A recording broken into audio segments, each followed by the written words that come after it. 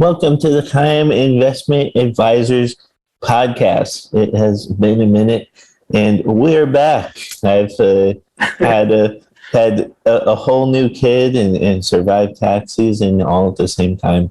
And we're back to talk about hot topic inflation.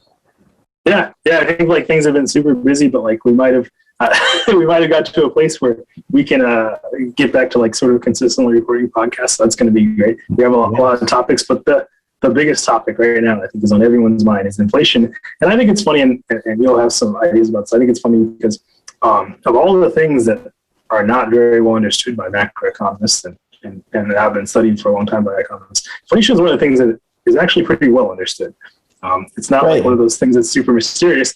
And so every time we find ourselves in these in sort of inflationary periods, people act like, well, how did this come about? Like, I didn't see this coming. And whereas you and I are talking about this like probably a year and a half or 2 years ago about like, oh, this is going to really affect inflation. So, yeah. Right. Well, yeah, because I was reminding myself the first time I started really talking about inflation as a specter for investors, especially younger investors who've like never even thought about it before, which we'll get to in a sec.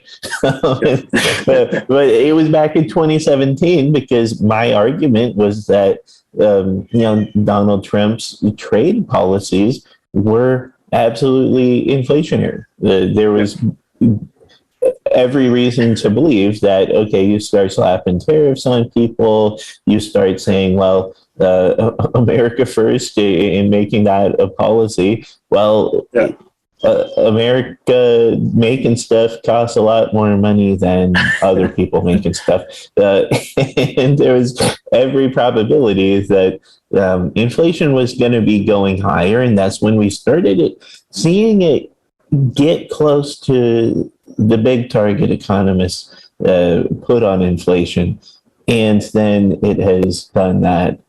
And then some. In the meantime, it's done quite. And I think like and of course we also had the pandemic. We had like a supply shock, and we had a lot of other issues. Some of them like on a global scale, and some of them on a countrywide scale.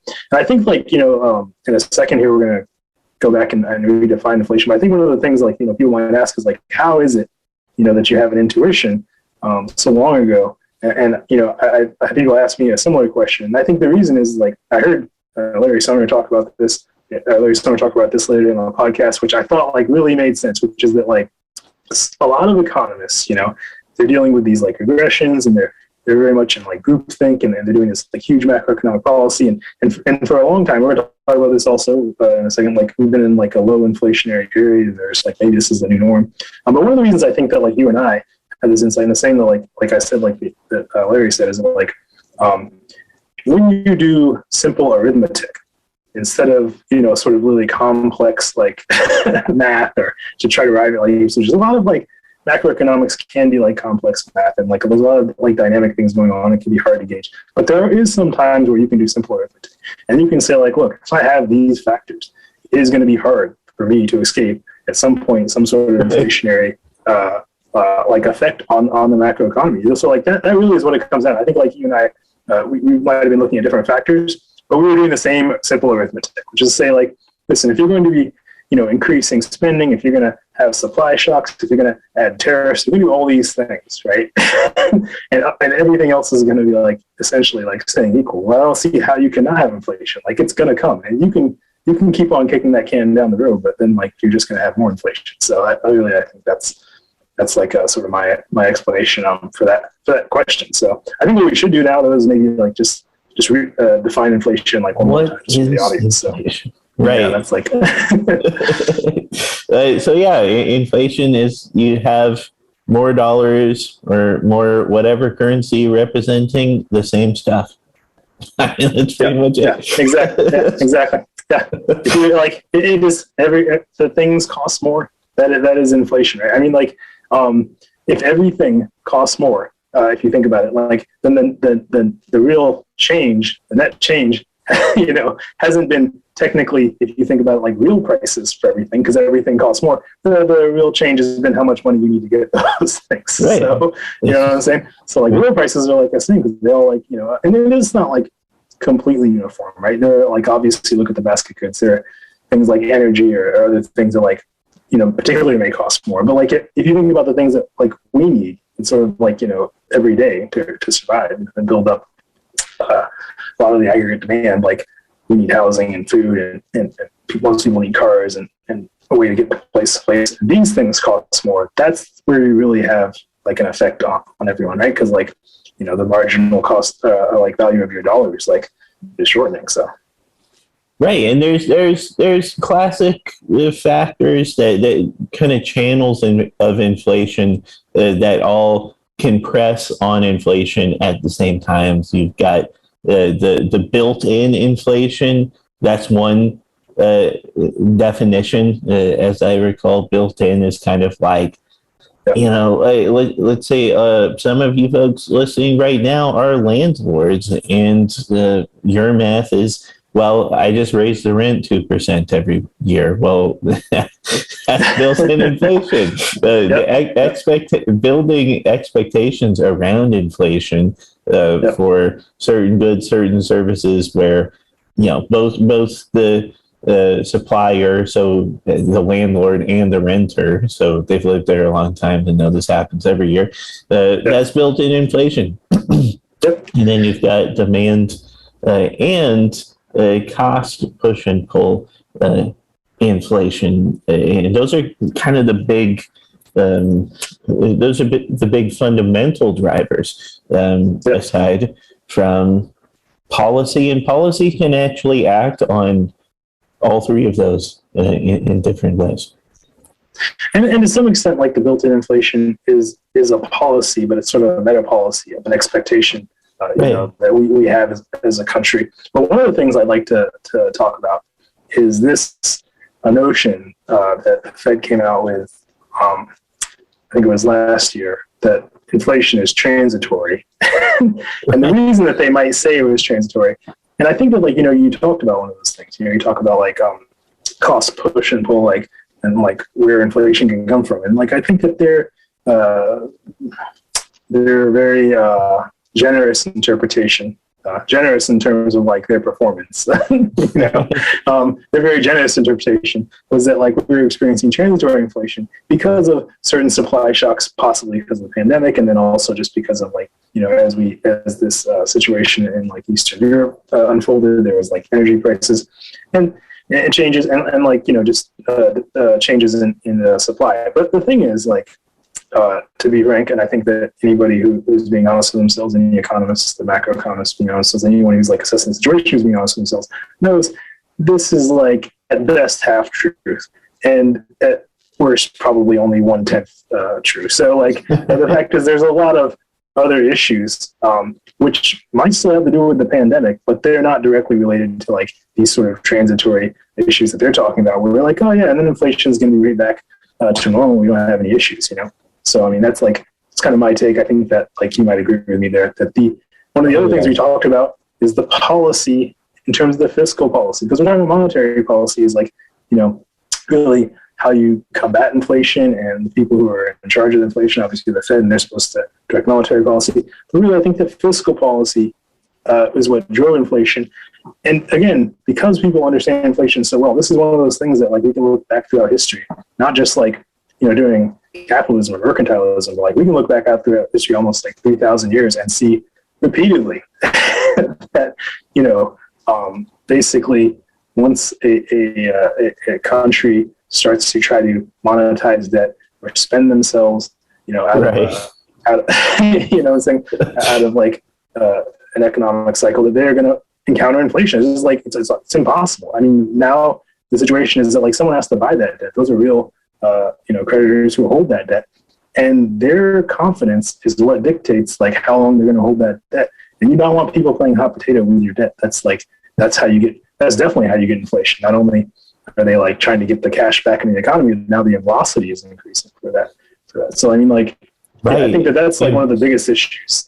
That's a good thing. We've actually talked about, like, at various points is velocity of money in, like, one question. So if we take for granted that, yes, if you have more money representing the same stuff you get inflation. Well, it's only kind of true because, like, Yeah.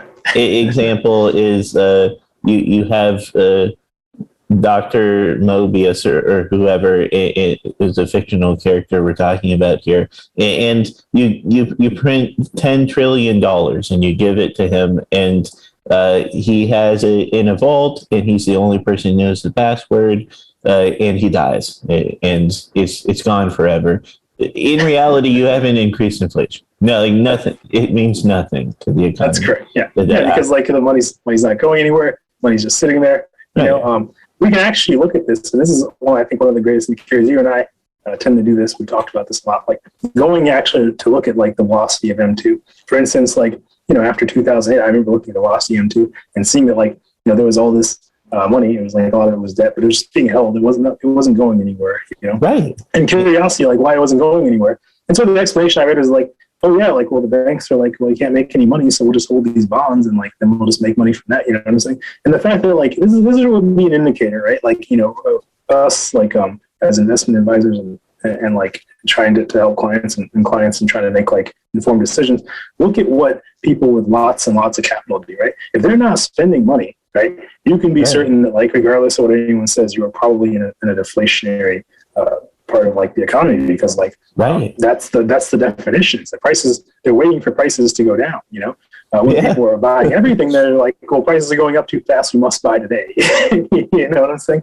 And that's like those are good sort of just like indicators without having to do a bunch of math or go look at a bunch of stuff. You can like always look at like, hey, like are people spending money? And if you don't see people spending money, then you can have an idea of like what's going on with the economy and stuff. I'd like to ask you though, and like we can circle back to this, but I'd like to ask you about, because we did talk about targeted inflation, and I'm probably like to talk a little bit about like why I think that's good. But before we do that, I'd like to talk about like the low inflationary period that we've been in and why some macroeconomists or some young investors might really be surprised. Like what is the situation? Because like obviously when I talk to people who lived through the 80s, well, I was born around that time, and then you and I, even in the early 90s, we would see like much higher interest rates than we see now. So like I think we should talk a little bit about how inflation, how did we go so low and stay so low? You know what I'm saying? Like it's very exactly. That was the reality of like the first entire better part of a decade of being an investment advisor for me, and there was outright deflation when I started really getting active as an investor.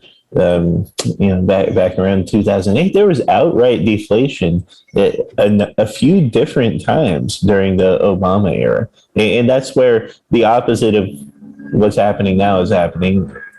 Money's going up in value.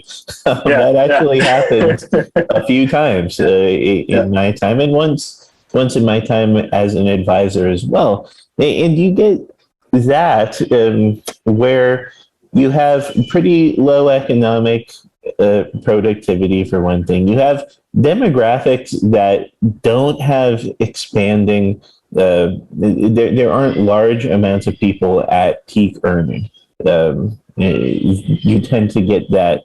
And those people, if they also aren't having kids and they're not spending a lot of money on stuff, they're just living pretty lean, and you've got a whole generation of working age people, the millennials, doing that. You're going to have really low inflation, and then we also have the technological deflation that we've had, which is the idea that a lot of you listening to right now are small business people, and when you think about being a small business, a lot of the people we work with are psychologists, and even just in the last few years, what are the capital costs of being an investment advisor like me? I'm sitting in my apartment. We don't have the office anymore because you can't do that. You're meeting people on Zoom in your apartment. You don't have, you have a laptop. Okay, maybe it costs a relatively large amount for a laptop, but we're still talking laptop scale. So technology, you have a few services, but still you're a capital light business. And a lot of the people who are in those capital light businesses are also the high earners.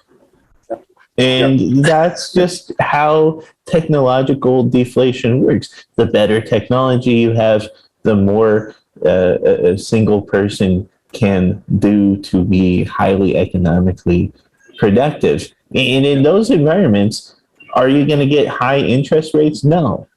you don't get that, especially because we had the baby boomers. That's a whole other factor here, is we had the baby boomers who really did save a lot, and they inherited a lot. Between saving a lot, they earned a lot of money compared to past generations, and they inherited a lot of money because their parents' generation was pretty financially conservative, having experienced the Great Depression. They had a lot of capital, so you had tons of capital floating around the economy. The government, the policy was also to just get capital to everyone that could possibly use it for anything imaginable. Just make sure that they have it for as cheap as possible. And you just don't have that many people trying to use capital to generate yield. You don't have that many people who are, taking on, super capital intensive America-based businesses that tend to generate the kinds of high interest rates. Not a thing. And also, a lot of the consumption was, actually we've had cheap stuff to consume, cheap food, cheap energy, cheap, you name it. This whole time. So you have so many different factors that all add up to the kind of natural rate of inflation and interest rates being very low for a very long time. Yeah, and I want to talk about, touch on two things there. I think one of them is I want to talk about technological deflation and why we had a sort of storm of events, which I think there would be inflation even so, but why we had a storm of events with the pandemic, which really affected inflation. And then the other thing I wanted to sort of discuss was the idea that the Fed has picked up additional mandates, which may have politicized them or may have disincentivized them from raising rates at a more appropriate time, for instance, 2011 or 2012, simply because they, it's like one of those things. I think there was a study once when they were talking about referees, and when the referees on the home court, they call less against the home court team simply because the crowd gets madder. It's not because they're trying to be biased, right? They just don't like having the crowd yell at them, and people are people and they do things like that, right? And so the Fed, I think, definitely didn't take all the opportunities they could have to raise rates, because it's just disappointing when you get calls from whether it's your friends or whether it's powerful people or whether it's politicians telling you that you're the one destroying the market, right? You don't want to hear that, even though I don't necessarily know if that should be a federal mandate to keep up public asset prices. And the other piece, the technological deflation I want to discuss is so one of the reasons we have serious inflation is because, like you said, we have technological deflation, right? Where we get better technology more efficiently and we're able to more efficiently produce it. So a lot of the things that we're looking at that are really highly inflated now are things that are perfect for a pandemic, right? We look at food, gas, housing, right? We're talking about things that you can make improvements in the logistical supply of these things through technology, but it's hard ultimately to provide a better product than a cow. Nature's provided a pretty good cow. We've done a few modifications, but you're not going to get much better technology until a cow is going to the lab, right? So a cow is a cow, and land is land. You need a certain amount of space, if you're going to have housing.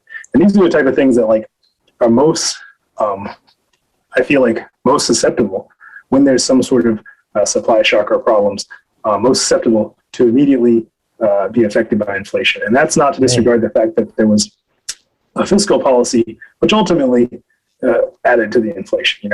I think that creditors did not feel entirely comfortable because, as a creditor, you're looking at the same thing as everyone else is, right? You're what is my stream of income on this investment? And if you get the idea that at some point the money is either not going to be worth anything or they're not going to pay you back it makes you less likely to want to hold that investment, right? And when you see someone, they're spinning up a lot of debt, it makes you think like, well, one of these things is likely, if not both of them. You know what I'm saying? And so you really don't want to be holding debt at that point, And so those are two things I wanted to touch on. The third thing I wanted to just like talk about a little bit, is why we have a target inflation, which we weren't reaching, I think, in this inflationary period. A target that inflation whole time. Like traditional, yeah, exactly, yeah. A target inflation of, normally what people call about 2%, And so the traditional idea behind this is that, we want people to invest money rather than just to hold money, right? So that's like a huge part of it, is like we want money to be moving through the economy. We want to put capital to work. And one of the great ways to do that is target inflation. And it's sort of like a secondary thing I've often heard. I don't know how much this plays into it. It's like, it's probably a lot of papers on it, The secondary thing I've heard is that because oftentimes we have a situation like with wages, right? Where I think part of the thing is with wages that we want to be able to increase wages in the economy as sort of a price that reflects productivity, I guess I would say. You know what I'm saying? So if you have 2% inflation, right, it sort of allows you to go get a different job, and then you're going to get a better price, right? And I think that's one of the big things. Yeah. Right, because I do think the capital hoarding also it makes sense. We have that given our history of what happened to money in America in the past. It's a deflation floor to because the biggest shocks to our economy historically, before the existence of the Fed and before the 1930s, really were all deflation shocks, not inflation shocks, where people just hoarded money. And, basically the economy came to a complete standstill, and so things like the minimum wage. Those were instituted from a policymaker's perspective, not out of some kind of social justice motive or motive of fairness, which now is common to talk about in politics. But in fact, it was just an inflation guarantee. It was a deflation floor. The entire rationale of the minimum wage was actually, hey, we can't have this happen again. The deflation shocks were so extreme, where you get double-digit deflation. People hoard money, people aren't spending money. The entire economy basically goes into a type of total collapse we haven't seen since those policies have existed. There's nothing has ever been as terrible as those early shocks to the dollar from deflation. Yeah, no, I agree. I think that yep, that makes sense. So I want to talk about a couple other things, right? I think one of the things that to get your idea, a better idea of how the monetary policy and also debt works, and what do you think of the bond market and how you feel creditors feel. I know that there's a couple interesting quotes I read over the weekend, right? Which one of them was Charlie Munger basically saying when inflation comes, democracies die. And the other one was Ray Dalio talking about how once people realize they can vote themselves, vote money and vote themselves into spending, or spending themselves out of recessions, or spending themselves out of a downward cycle, you kind of you're in a hazardous situation. So I guess I want to talk a little more, not necessarily policy wise, but specifically from creditors' points of view, how they feel about it, how they feel about bond markets, etc. Right, because so if you're a creditor, you don't want inflation to be too much. You actually want, if you're a creditor, you want the most predictable conditions for long-term credit, because you don't want inflation to go so crazy that the government says, well, we got to slam the brakes on the economy. We've got to raise interest rates, because the worst thing that happens to you is that interest rates go up while you're hanging on to this thing that is not yielding as high, because what that puts on your plate is you got to get rid of this at a loss to go grab the new thing, and you don't want to have to do that. It's disruptive to pretty much the entire credit system, and that's why you do, part of why you do see the finance sector, investment banks and banks had a pretty bad last couple of quarters. It was pretty ugly, and predictably so, because it's just what happens. Bonds have a really rough time when, and I should say existing bonds. Existing bonds have a tough time, and this is an interesting point about going forward. In the past, we had this massive bull market in bonds that went on about 20-25 years. Did incredibly well, because if you in 1984 bought a 30-year treasury bond, the yield was 19%. And if you hung on to that, it's now 1996, and you're getting 19%. Well, short-term credit was yielding at that point 3%. And so you were having monster returns. Inflation was not very high, and so the value of your existing bond that had a coupon that high is just going up and up and up, and that's fantastic for you. And existing bonds right now are having the opposite, where they're going down in value. New bonds being issued.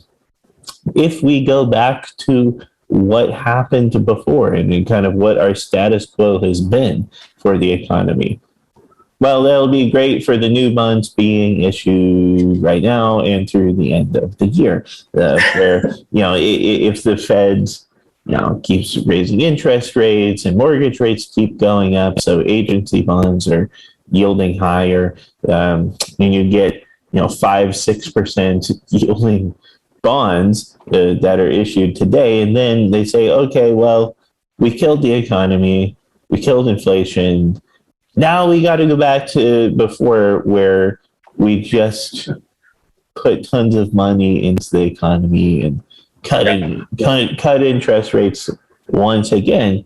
Well, that will be very good for bonds issued in this time period. And it's one of the reasons that it's it's just as bad an idea, if not a worse idea, to try to time bond markets as it is to time the stock markets, where in reality, if you try to sell because you're like losing money on your bond position, oftentimes the conditions that make you lose money as a bond investor do not exist for very long in modern times, because they're mostly policy driven, and the policies have tended to reverse very fast. The last time they were trying to raise interest rates, and interest rates were ticking up. I mean, it was a matter of months before it was slashed back to basically zero. It happened incredibly fast, and there's no reason that can't happen again, given that's the policy preference. That's what they would love to do, is just have it be as close to zero forever. Right. That's how right now, as we were talking about, there are plenty of mainstream economists who really think that it's got to be like a 5% interest rate at least. Yeah. That's exactly. And I think that, just out of curiosity, yes, so I totally agree. I think that there are a lot of economists right now, and possibly not just right now. I think you and I talked about this, even 2017, and other times where the rates should have been higher than they were, and they definitely 100% they should be high now. And I think that's one of the big issues, right? Is people know that they should be around 5 to 6% in order to combat inflation. But I want to talk about another reason on top of demographics, why they prefer these really low inflationary periods. And that's because for those economists who want to spend, they're just like you and I. and they would like to go to the market and buy something at like 1% or 0% interest rates, Right. for as long as they can. And so really what we're talking about is like, borrowing for America at really low interest rates. And that sounds great, right? But I mean, eventually you have to pay the piper, right? So like when you're in this period, like where you have a lot of like confounding factors, you know what I'm saying? You have a situation where like, unemployment is high, but there are a lot of jobs available right now, and inflation is high. And like, how do you deal with all these factors? So I want to mention that and get your thoughts on that. I think that's like just a great place to sort of talk about. After this, we can talk about ways that we can combat inflation and why those things are so politicized, and why personally I think you agree with me, that they shouldn't be politicized, because this is not a politics problem. This is a macroeconomic problem. So.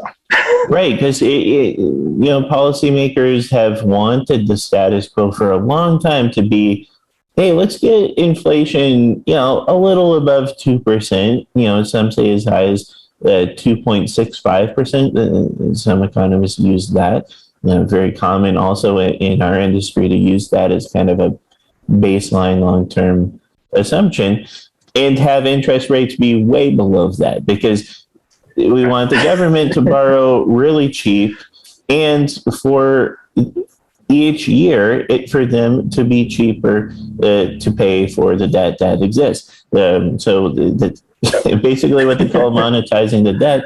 Everybody knows that the government, of course, wants to do that. And a lot of you out there also know, like, if you have a mortgage, you want inflation to go up. If you have let's say you financed a property, and the mortgage is always the same price. So just like, you get your 30-year mortgage, the U.S. Treasury gets the 30-year bond. They would love inflation to be higher than the yield on the 30-year bond. Yeah, exactly. Yeah, I mean, like cheaper every year to pay for that debt.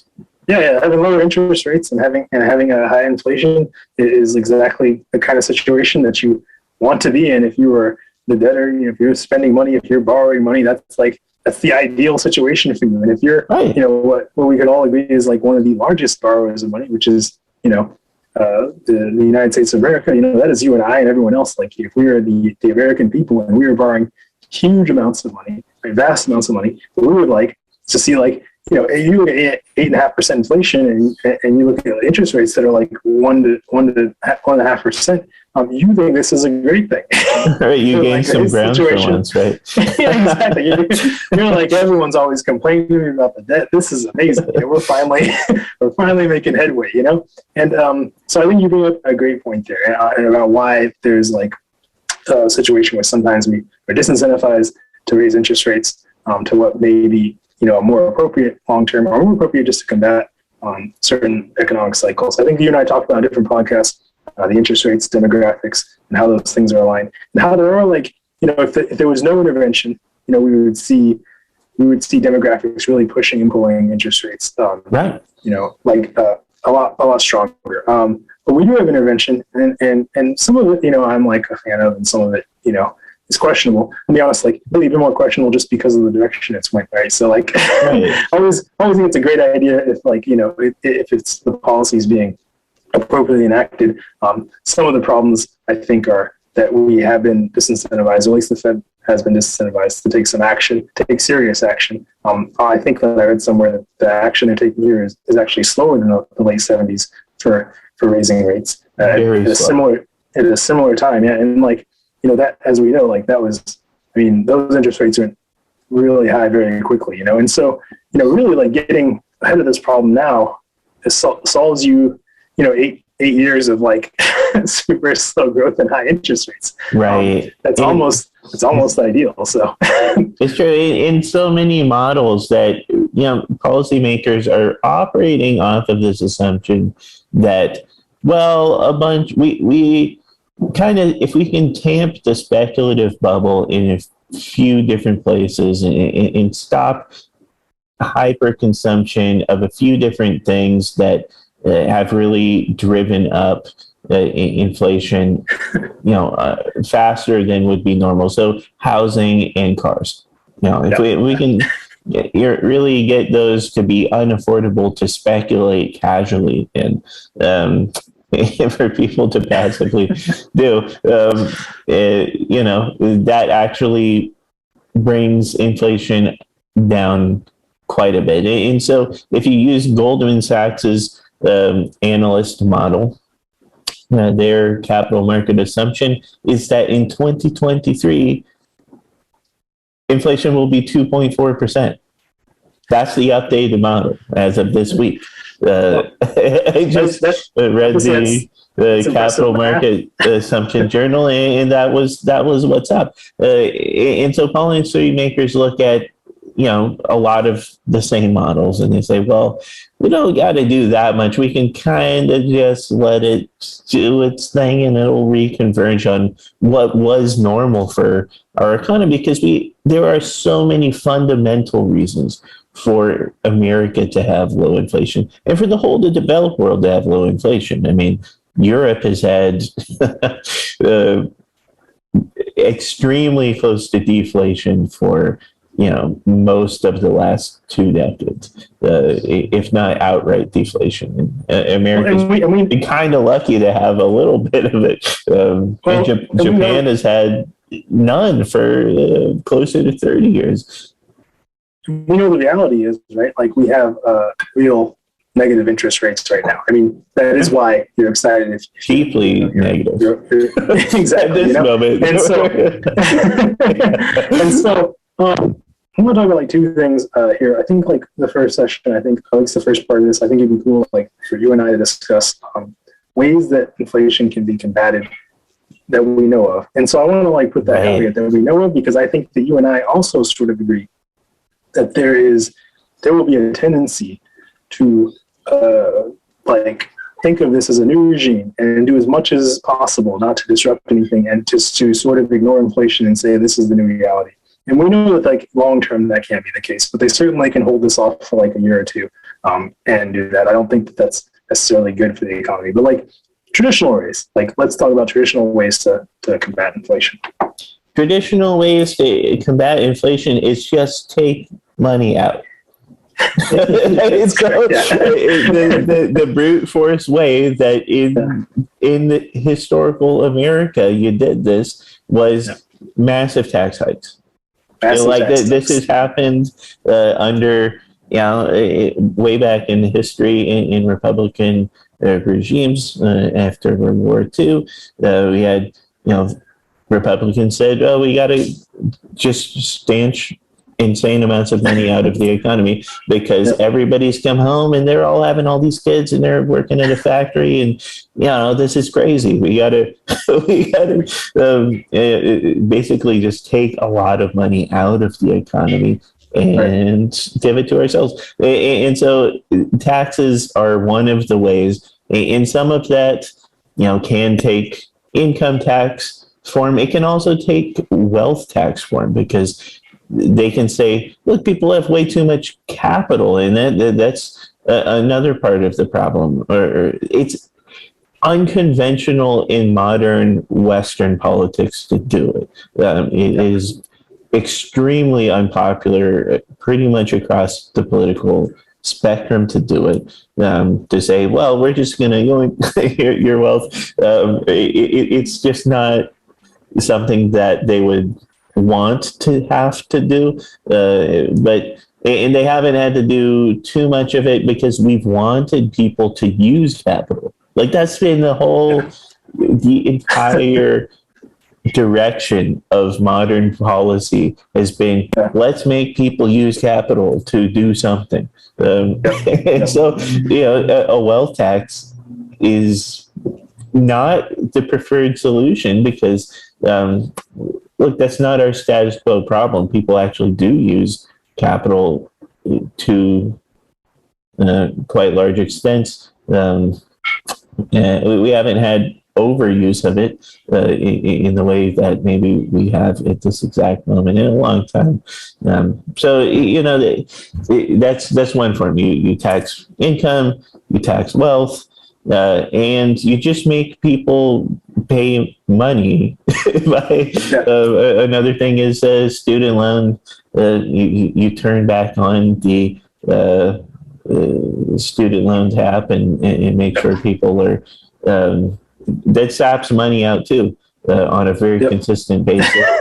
Usually people who happen to be higher above median income, and so you get relatively fewer people in the lower in working classes who that might affect, where you're not really bleeding out people in those groups as much. It's mostly people in the class that you're worried about adding to inflation. It's a popular answer that is really unpopular with everybody who has a student loan. Let's talk about, so the antithesis with the same effect. Let's talk about the other the political policy they'll enact, which I think is basically a cut spending, which is the same as removing money. Right. And I think you and I discussed this sort of like when we were not during the podcast earlier this week, which is that really they're two sides of the same coin, and it largely depends on who you get in office, what the proportion of that is going to be, because they're going to affect one or two of those things, and possibly and most likely a combination of both, right? So cutting spending, which is also something people probably don't like to see when there's like a recession, right. Looming around the corner, right. And also cutting spending tends to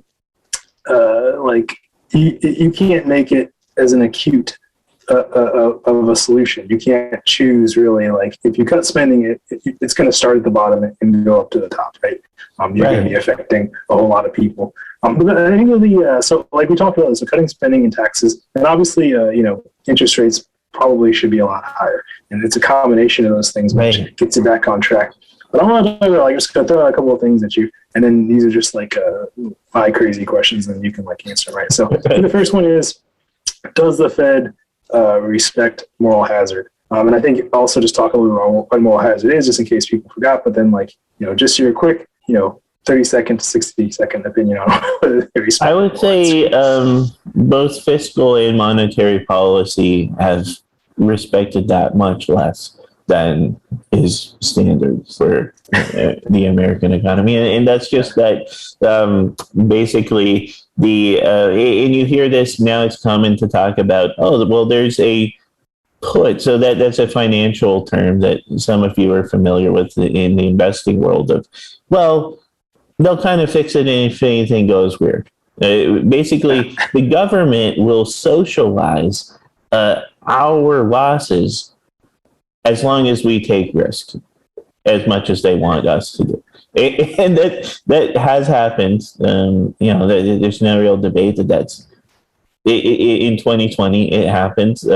The Fed was buying junk bond ETFs, J&K. Some of you own that.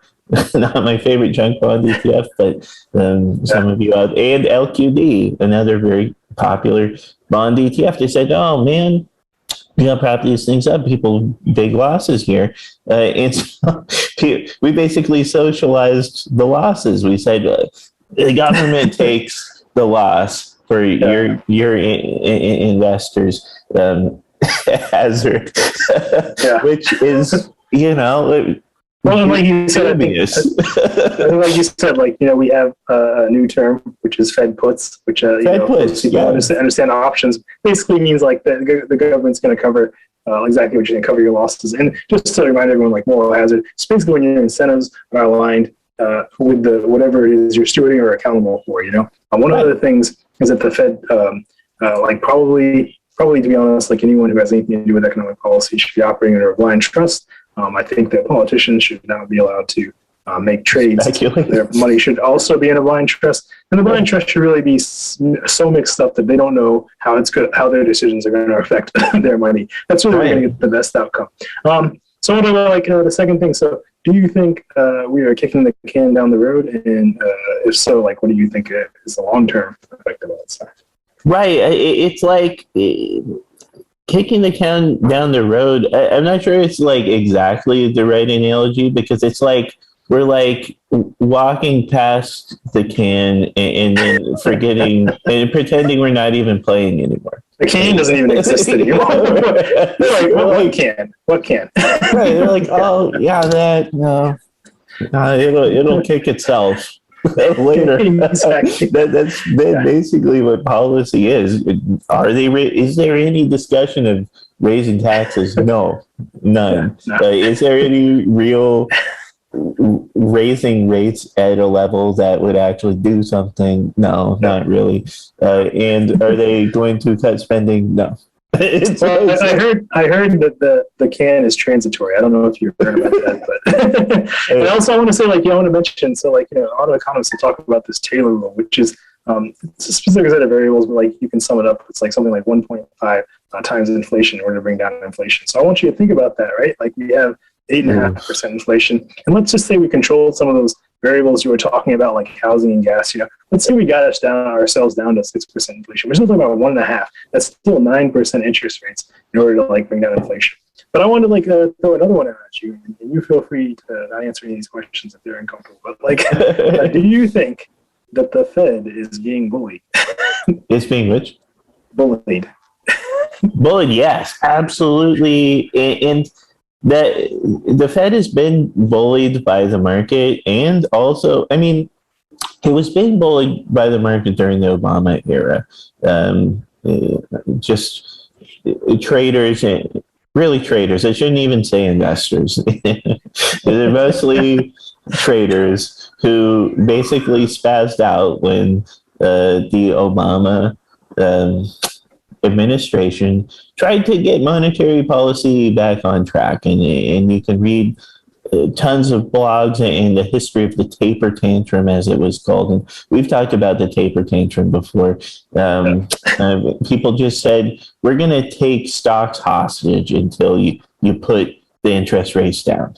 So that happened. And then President Trump himself bullied Powell. I mean, there's just no other way to put it.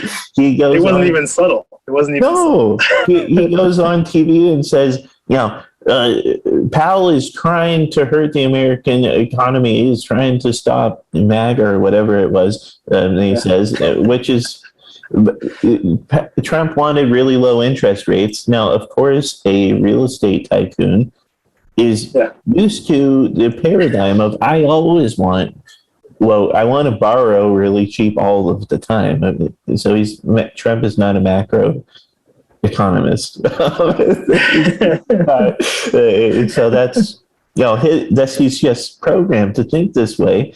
And he himself, the president himself, bullied the current guy who's still there into the next administration is still there.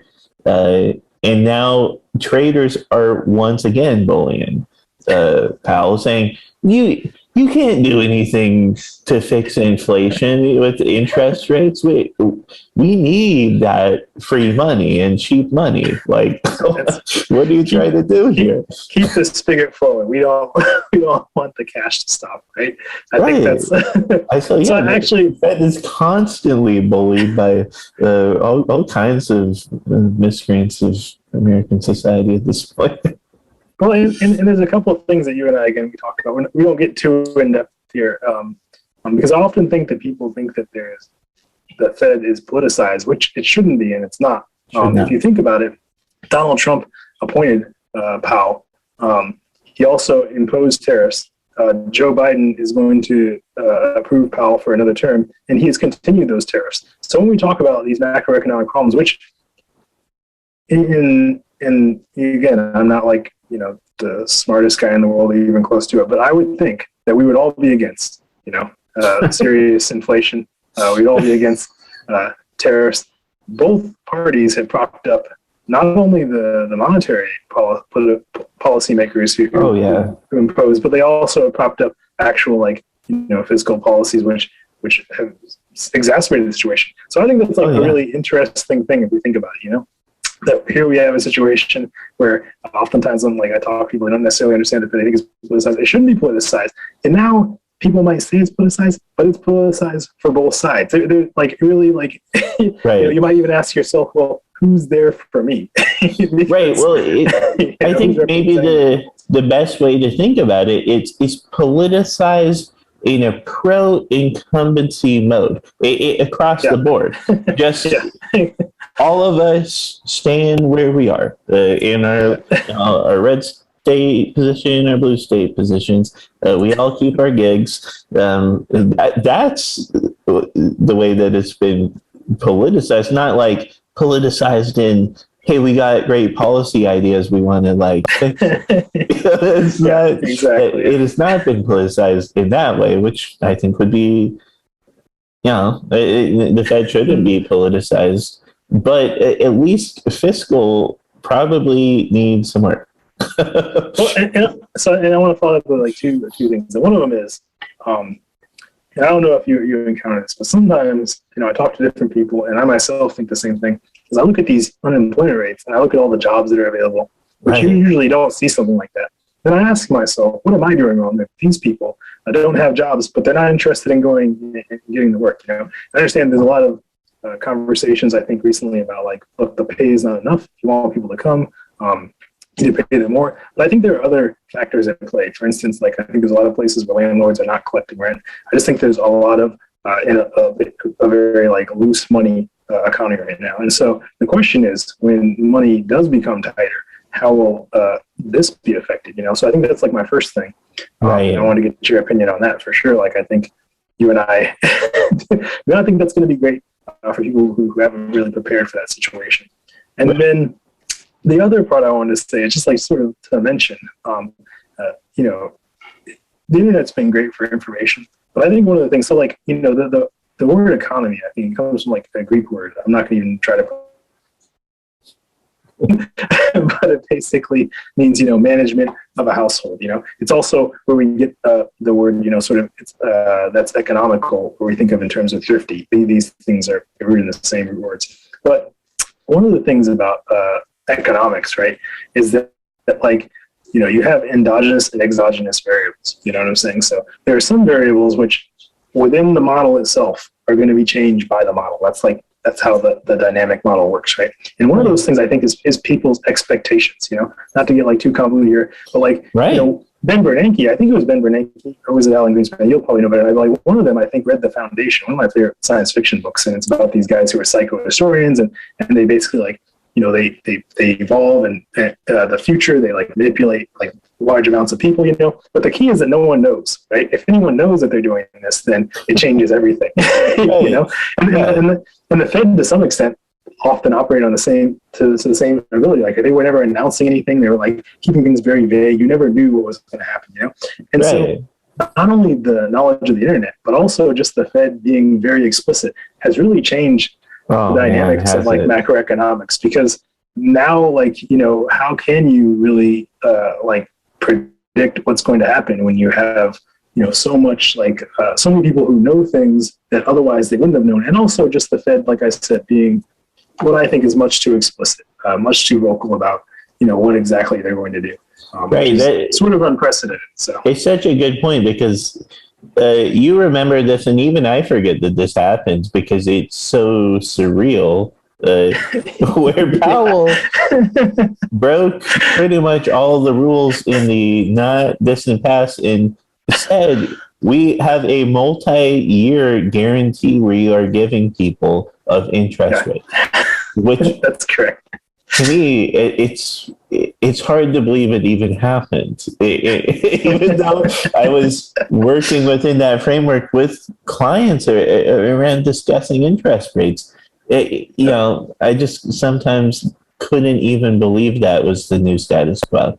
A lot of people who don't watch the Fed regularly don't know, or there's no way for them to appreciate how out of line that was from the norm. This is not. To put it in context, I remember being in what was my first macroeconomics class. So I took introduction to economics, and they had an introduction to macro and introduction to micro. And I remember like our professor saying, yeah, the Fed chairman will come out and he or she will say something that's usually not very explicit, because what they say can change entire markets. It's not going to, even if they hint at something, it's not something that has a vision longer than 3 months.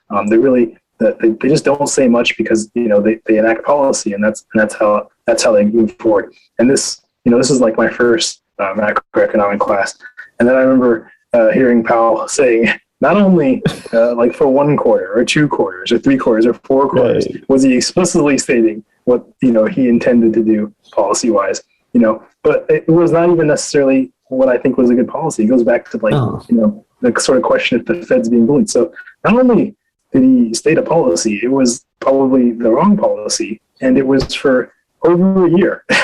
And so again, like I think it's hard to explain to people who don't often listen or watch the Fed or know the history of the Fed how just crazy that is. I'll say this: it would be akin to like the president coming out and saying, "This country, I intend to not launch nuclear weapons on if they do this." Right? It would be such a irrational thing to do on a stage. You wouldn't do that, right? Even if your intent was to do that, you would never announce that this is going to be like your play or something. You would keep that to yourself and your advisors. You wouldn't want everyone to be up in arms about like what was going on. You wouldn't want to make that country tense or whatever, you know what I'm saying? And that's the kind of thing, or even like any sort of just like serious engagement, right? Like where you just say, it's just that sort of irrational level of behavior, just to give an idea of, right. Which I don't think that like Powell is irrational. I just think that maybe a little over his head, and fear probably is a lot of it, because we were in the pandemic and there were a lot of things going on. So, yeah. But yeah, it was it's shocking. But then, to your point about what happens to labor markets with interest rates going like this, it becomes if you stepped out of the labor market for any kind of like capital intensive reason. So let's say that you now live off of passive income from some use of capital. Well, your ability to do that is much less now. It's much less. So, if you're you've become a Robinhood trader or a crypto trader. Crypto is getting absolutely annihilated as we speak. We didn't do a crypto in a while, but you and I, we were a fan of several currencies, which I think that we were both like for the most part still fans of. But there was one in particular which did take a sad decline, and I think that the reason I liked it was because just like the idea, the model of it made sense. It wasn't really, I think, for either one of us about like this like get rich quick scheme. It was more about like, hey, here's a way we can actually have a currency that's paying for things, and this currency was paying for things, but it unfortunately was pegged, which I think you and I have seen. We know the history of pegged currencies being moved against, and this currency was moved against very strongly. So. Right. Neither of us are fans of pegged currency in general. Which we've talked about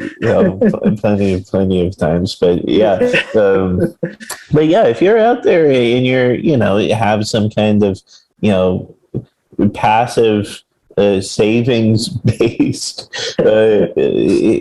reason to not be in the labor force, you're back.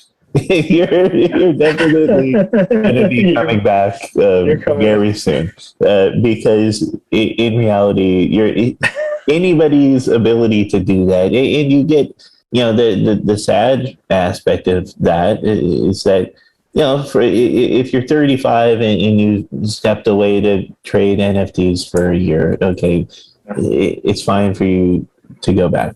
But if you're now 65 and 65 was retirement year, which is been one of the big discussions this year with clients who are transitional retirees. It's like, okay, how do we actually deal?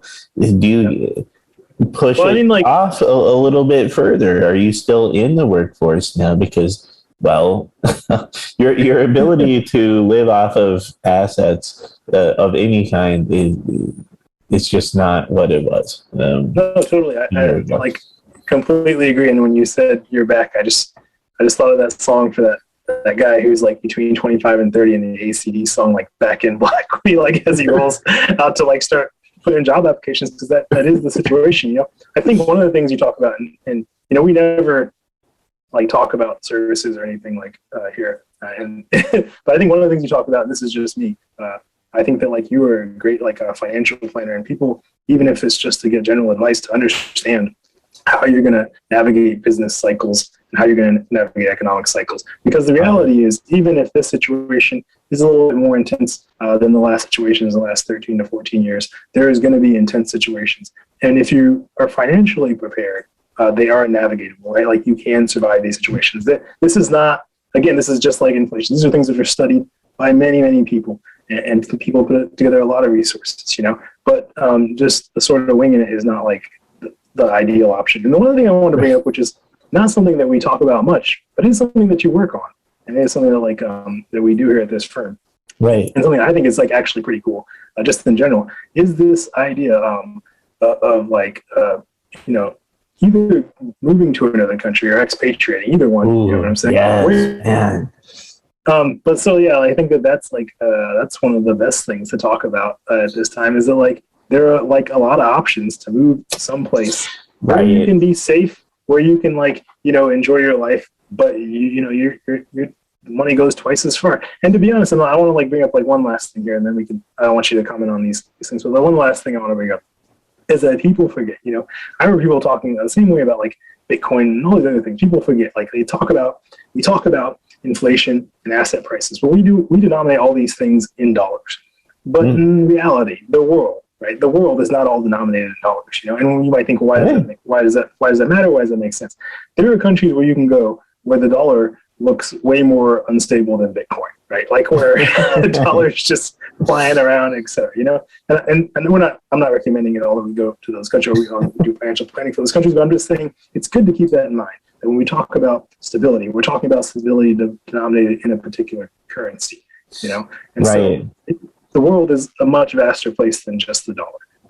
But the dollar is still sort of backbone of the world. So, well, it's interesting because this year, more than any other year, like by far in the past, we've definitely worked with people going outside the United States, at least for part of the year.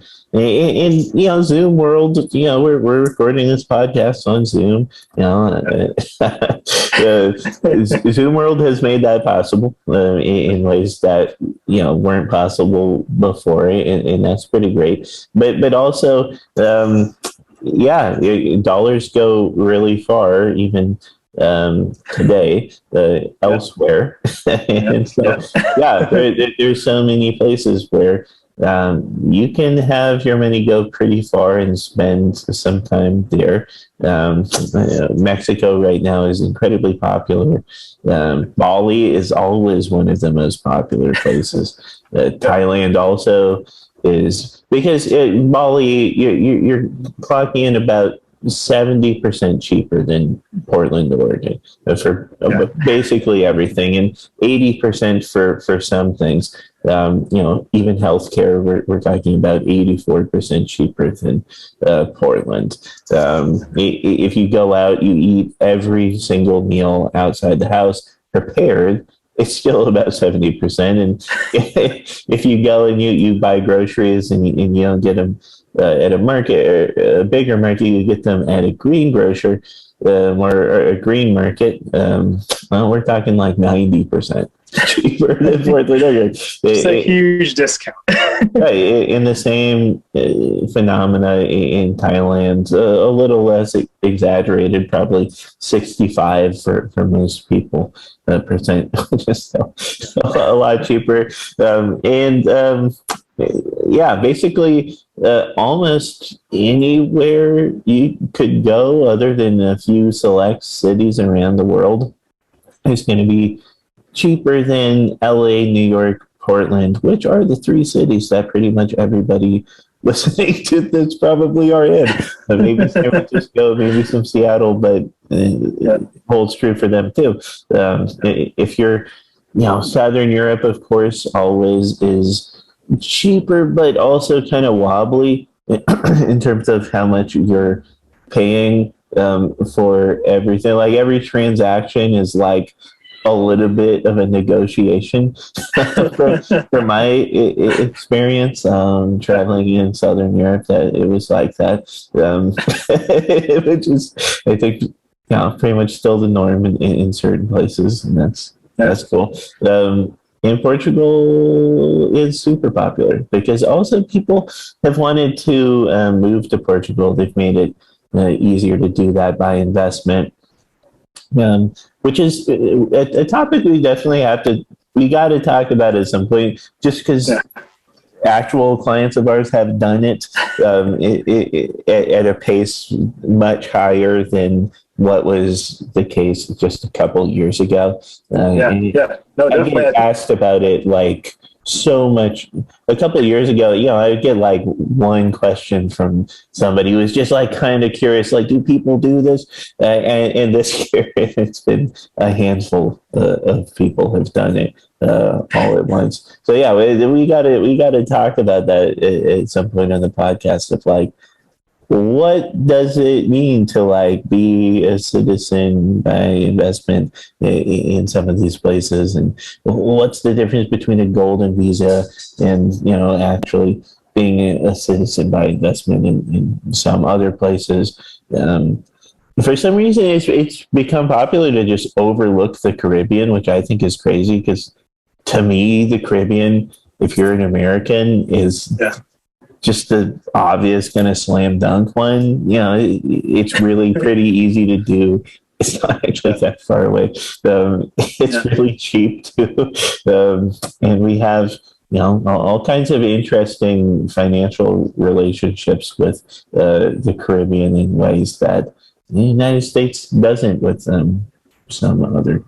I think that like there's two great things to talk about there. One of them is that like the idea, like, so some people might expatriate. I thought, I have dual citizenship actually, but one of the things you have to keep in mind, one of the reasons it's great to get a financial plan, if you stay an American citizen, America is very apt to charge you taxes still. We're like 1 or 2 or 3 at this point. And to be honest, the only one that matters because we're the ones who collect the money. The other countries they might have some difficulty, but America's gonna have no problem finding you and collecting the money. So you want to like keep that in mind. I do think that, like you said, like just in citizenship by investment, there are other factors to consider. I would have a hard time giving up my citizenship, U.S. citizenship, simply because I think America is great, and I almost willing to pay 20%, even though it's getting a little steep. But with these, this inflation and these low interest rates, maybe I can chuck it. And then the other thing I want to say is just like on a good note, right? We do talk a lot about different topics, which a lot of them not necessarily negative, but they're just like hurdles to overcome financially. I think you brought up a great point, which is not only this idea of like traveling. Like being a nomad, or whether that's like retired nomad or like someone who's working, but also that we have an immense amount of resources because of technology, because of capitalism. This is like one of the few times where like if I see someone sometimes like they're like you talked about that out of work unskilled worker who's 30, I can direct him to like 6 different websites where he can learn a valuable skill and make like $30 to $40 an hour within 6 months, right? And like this is unprecedented if you think about it in like history, that like you don't have to go to Harvard, or you don't have to go to like the local state school or something or even like work in a union and learn a trade to guarantee yourself a skill set. If you're a young person who's motivated, the amount of like available possibilities because of technology are amazing. And the idea that you can go Airbnb, you can go do stuff on Indeed. There's all these like there's just a lot of opportunities. So I want to like just like before we like close on a sad note, I want to close on a good note, which is that like there are really a lot of upsides. This inflation, which is not transitory in any real sense, in case you guys didn't understand that. This inflation is something that we have to combat, but there are a lot of great things going on. Like Chaim said, we work with a lot of people who are traveling, who are going to new places to have a better experience or a better quality of life, and I'm always open for those questions. Personally, I know that like Chaim loves projects, the weirder and crazier the project, the more that he's excited to tell me about how great this project is. So. Right. Well, yeah, no, on the kind of positive conclusion, though, I mean, in reality, I am in the camp that the long run is not hyperinflationary or very inflationary at all, Yeah. as long as policy doesn't keep screwing it up. Exactly. That's the one factor is like, well, the good news in a policy driven inflation period is that, well, you know, the politicians leave at some point and get new ones. New policies, people get angry enough. They go, well, we don't want any of these guys around anymore. And that's historically how it has worked out well for America. We have come out of every deflation and inflation cycle in our history in ways that, hey, there's countries that don't. Japan has still never got out of the deflation super cycle. The developed Europe, much of it has never got out of the deflation super cycle that they got themselves into.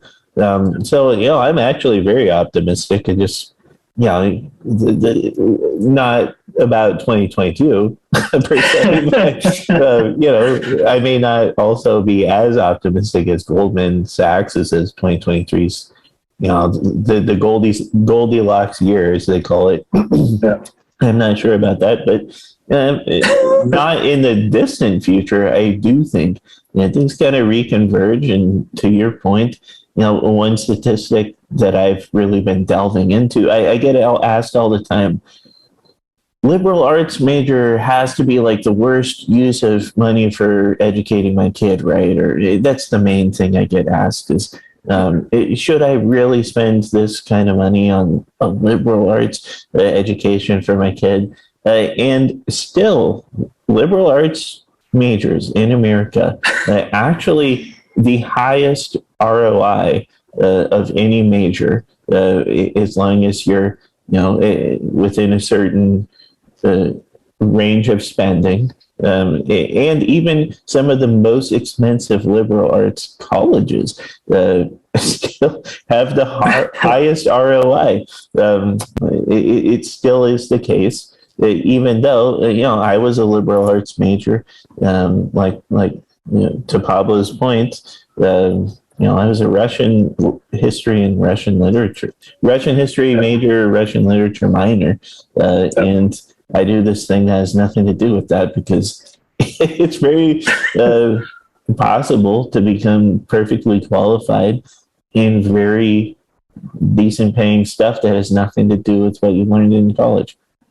Yeah, and like a sign of actually incredible strength for American society that continues to be the case. I see that as a positive, and yeah. Yeah, no, I agree.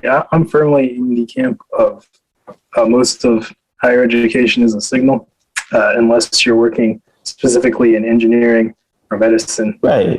Possibly like some other like serious technical fields.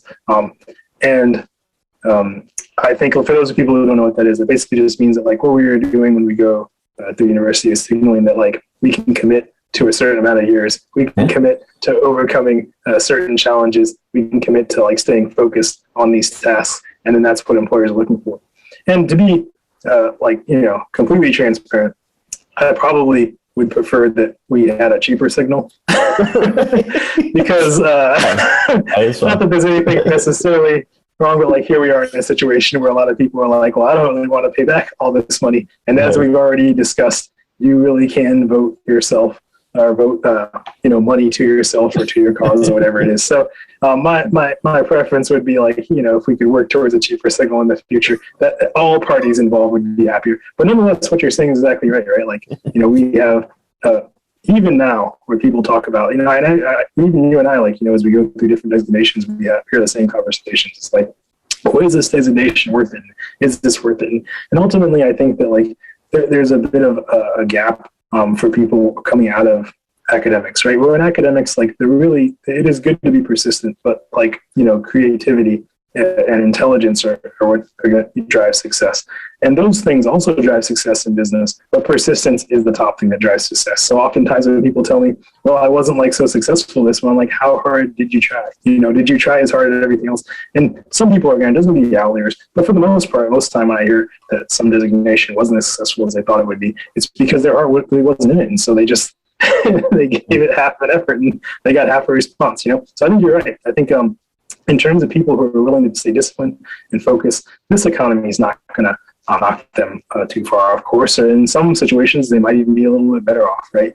But it's about being prepared to weather the storm. And like you said, a lot of good things, a lot of good metrics, long-term macroeconomic metrics, a lot of positives. So I agree totally with that. Right. Yeah, I do read the doomer cases from both kind of the left and right. We have plenty of people in our orbit either side of that. And I just can't really relate entirely of I actually think things pretty much are going along, and there's been policy mistakes that we all now very much regret.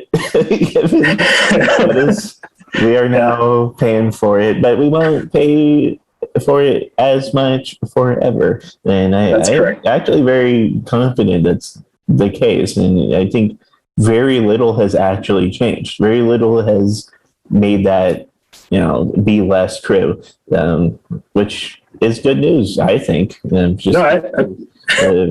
of those years that entire portfolios are just not going to have their best year, but actually 2023 or 2024 could be. Who knows? I don't think there's any reason that can't happen. Yeah. I want to remind people of one thing, maybe two things. I think that we're going to start recording this podcast regularly again. We're getting on like a little bit of a little consistency here. And so we don't know what we're going to talk about next week. We have so many backlog topics, but we only have new topics we can talk about. So we're going to definitely try to record next week. And I want to remind people, do not sell low and buy high.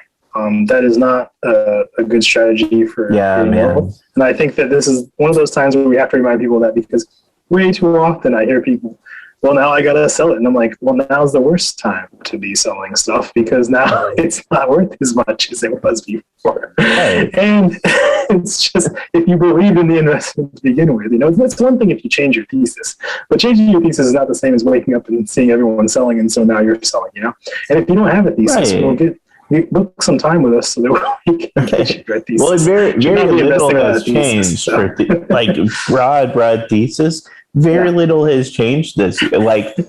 Policy mistake driven inflation, and a few geopolitics channels of inflation that might end up being, those channels might be transitory. It doesn't actually really change the thesis for a whole lot. I think that bankruptcies have not exploded, and layoffs have not been even happening. We're not in a place where we're not having any of that. So I don't say the whole thesis has changed really on very much of anything, except Luna, which is a crypto that hopefully none of you owns. Let me tell you, and I think kind of feels the way, Luna was a beautiful thing, and it just burned right up into the ether. But the concept was amazing, and it was actually it was being used as, it was one of the only cryptocurrencies being used as an actual cryptocurrency. Yeah, and so it's just very ironic that it's the one that totally got flamed. There hasn't been that was an amazing. That was an amazing loss for sure. But I think that I'm still very bullish on we haven't disclosed and talked about cryptocurrencies explicitly, but I'm still very bullish on those things that we are bullish on because of the technology. I think the technology is great, and maybe that might be a good topic to talk about next week. Not necessarily we obviously won't be giving endorsements or criticism of anything except for Luna, which just don't, now it's too late. but we might talk about just sort of the general technologies, and I think we had another one, but maybe something more in depth would be cool. I think people might be interested in that, especially now that again, that goes back to the thesis of like, I see all these people selling and I'm like, why are you selling now? Like that's like buying high and selling low, absolutely worst strategy ever. Just not a good strategy. You know what I'm saying? You're better off just buying random options and hoping they hit. Right, yeah. All time. Yeah, and that's the thing is, I think a lot of people do get kind of scared into to the all time losing strategies of like bet against the U.S. economy in the long run. That's the worst strategy anybody has ever tried to do, both in credit and equity markets. It's just so absolutely worst strategy. Or bet against high appreciating assets like Bitcoin or gold. I mean, those things. And ultimately, like even betting against U.S. debt is like not a great long term strategy. Regardless of the petrodollar is not the petrodollar anymore. We can assure you that U.S. debt is pretty strong. It's still the go-to standard for people. It is to get the cleanest dirty shirt. Exactly. Yeah. It is what, like, yeah. So anytime people are like, what is the minimum I can make? They're looking at U.S. debt as that benchmark. And I think as long as that is the case, we're going to be doing okay. There's just some things to navigate. But I look forward, I think, to having some more podcasts. This is one of my favorite parts. I think it's also one of your favorite parts. And we're going to try to do some visuals. We just started up and we both have a lot of work going on, to be honest. Let's be frank. Like we both are, like we just texted each other and we're like, yeah, I have work. Okay, well, we have time now to do something. So we're going to try to do some visuals in the future. We want to get people more engaged. And if you guys have ideas, we definitely want to hear about those ideas. Indeed.